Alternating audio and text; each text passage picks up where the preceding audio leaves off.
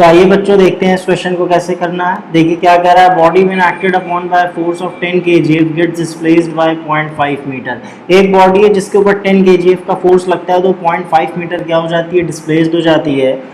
Calculate the work done by the force when the displacement is in the direction of force. तो work done calculate करना है कब, जब displacement force के direction में हो। कहने का मतलब क्या है कि जिस डायरेक्शन में फोर्स लगा रहे हैं अगर उसी डायरेक्शन में डिस्प्लेसमेंट हो रहा है तो उस केस में हमको वर्क डन कैलकुलेट करना है। दूसरा, at an angle of 60 degree, मतलब फोर्स लगा रहे हो बट डिस्प्लेसमेंट अब उस डायरेक्शन में ना होके किसी और डायरेक्शन में हो रहा है, यानी फोर्स और डिस्प्लेसमेंट के बीच अब कुछ एंगल बन रहा हो, जो एंगल दे रखा है कितना, 60 डिग्री का। और तीसरा केस क्या, नॉर्मल टू द फोर्स, यानी फोर्स और डिस्प्लेसमेंट क्या है, अब परपेंडिकुलर है एक दूसरे के। तो आइए वन बाय वन तीनों केस डिस्कस करेंगे। तो पहला केस क्या है देखिए वो समझ लेते हैं। मान लीजिए ये एक ब्लॉक है जिसका मास क्या है, m है।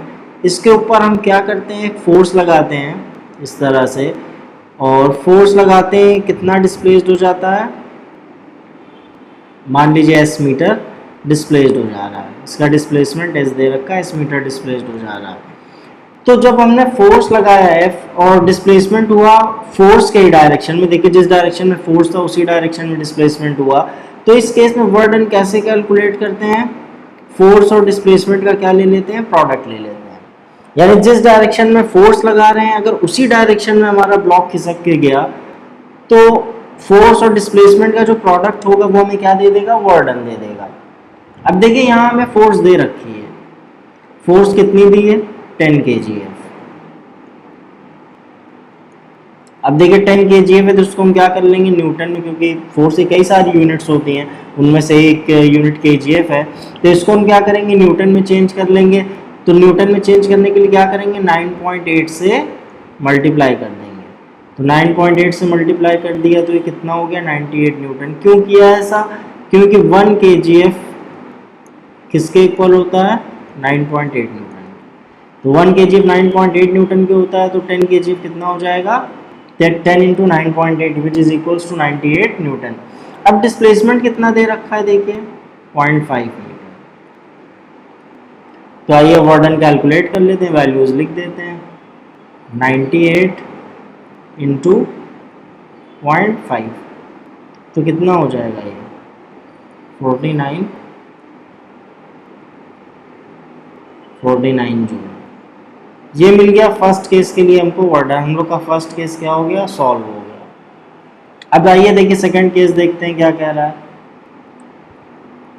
देखिए सेकंड केस में क्या कह रहा है कि फोर्स और डिस्प्लेसमेंट के बीच में एंगल 60 डिग्री का बन रहा है। देखिए कभी कभी ऐसा होता है कि मतलब जब फोर्स लगाते हैं तो अब फोर्स के डायरेक्शन में डिस्प्लेसमेंट नहीं होता बल्कि किसी दूसरे डायरेक्शन में होता है। देखिए इसको समझने के लिए क्या करेंगे, देखिए एक फिगर, एक इंक्लाइंड प्लेन बनाते हैं। ये देखिए एक इंक्लाइंड प्लेन है और यहाँ पे हमारा रखा हुआ एक ब्लॉक, इस पे मास m का ब्लॉक रखा है। अब देखिए ध्यान दीजिए, अगर हम इसके ऊपर फोर्स F लगा दें तो ये ब्लॉक किधर जाएगा, ये ब्लॉक इधर ऐसे तो आएगा नहीं, क्योंकि इंक्लाइंड प्लेन पे रखा हुआ। अगर हम इसके ऊपर फोर्स लगाएंगे तो ये इसके ऊपर इस तरह से चढ़ना शुरू कर देगा। तो अब ये ब्लॉक खिसक के इधर कहाँ आ गया, फोर्स लगाने की वजह से यहाँ पे आ गया। यानी अब डिस्प्लेसमेंट इससे कितना हुआ है, s, बट अब फोर्स के डायरेक्शन में नहीं हुआ। मान लीजिए हमारा क्या है, पॉइंट ए है, ये क्या है, पॉइंट बी है। तो अब देखिए ये फोर्स के डायरेक्शन में डिस्प्लेसमेंट नहीं हुआ बल्कि ये फोर्स से हट के दूसरे डायरेक्शन में हो गया, फोर्स के डायरेक्शन से अलग हो गया। अब देखिए ध्यान दीजिए, फोर्स इस डायरेक्शन में हमारी एक्ट कर रही है, यानी हॉरिजॉन्टली एक्ट कर रही है। अब ये डिस्प्लेसमेंट हमारा कैसे हो रहा है, ऐसे, यानी इन दोनों के बीच में एंगल कितना बन रहा है, थीटा। तो इस केस में जो हम फॉर्मूला यूज करते हैं वो क्या यूज करते हैं, F into S cos theta. इस केस में हम क्या करते हैं, डिस्प्लेसमेंट का ये कंपोनेंट लेते हैं जो फोर्स के डायरेक्शन में है। ये एस कॉस थीटा क्या है, ये फोर्स के डायरेक्शन में डिस्प्लेसमेंट का कंपोनेंट है। तो अब देखिए एफ एस कॉस थीटा है तो हमको फोर्स दे रखी है, फोर्स अभी भी कितनी एक्ट कर रही है, 10 kgf, जो कि हमने कैलकुलेट कर लिया था 98 न्यूटन के इक्वल है। डिस्प्लेसमेंट हमारा कितना था, 0.5 मीटर, तो 0.5 मीटर का डिस्प्लेसमेंट भी दे रखा है। अब एंगल कितना दे रखा है, 60 डिग्री। ये देखिए 60 डिग्री का एंगल दे रखा है, यानी अब फोर्स से हट के वो 60 डिग्री के एंगल पे मतलब उसका डिस्प्लेसमेंट हो रहा है। तो F into S cos theta यानी सारी वैल्यूज दे रखी हैं, देखिए 98 न्यूटन फोर्स है, डिस्प्लेसमेंट कितना है 0.5 मीटर, एंगल कितना दे दिया है, तो वैल्यूज रख लेते हैं सबकी 0.5 और कॉस 60 कितना हो जाएगा 1/2। तो सॉल्व कर लेते हैं इसको, कितना आएगा 24.5 जूल। तो देखिए वर्क डन है, तो किस केस में वर्क डन है, when the displacement is at an angle of 60 degree with the force, यानी अब डिस्प्लेसमेंट फोर्स से 60 डिग्री के एंगल पे है। तो ये हम लोग का दूसरा पार्ट कंप्लीट हो गया। अब देखिए तीसरा पार्ट क्या कह रहा है,